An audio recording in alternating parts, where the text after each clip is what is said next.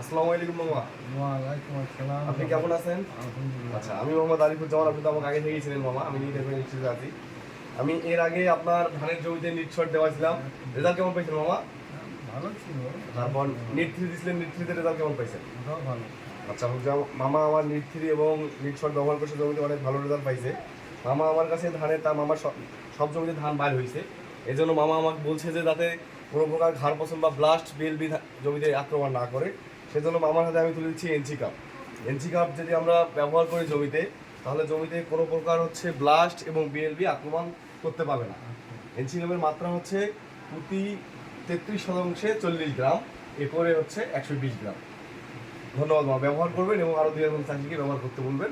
এটা ব্যবহার করলে 100% আপনার জমিতে কোনো প্রকার হচ্ছে শীষ ব্লাস্ট এবং হচ্ছে বিএলবি, যারা ব্যাকটেরিয়া লিভার বলে পাতা পড়ার বলে, ওটাও ইনশাল্লাহ আসবে না। আসসালামু আলাইকুম মামা, ধন্যবাদ।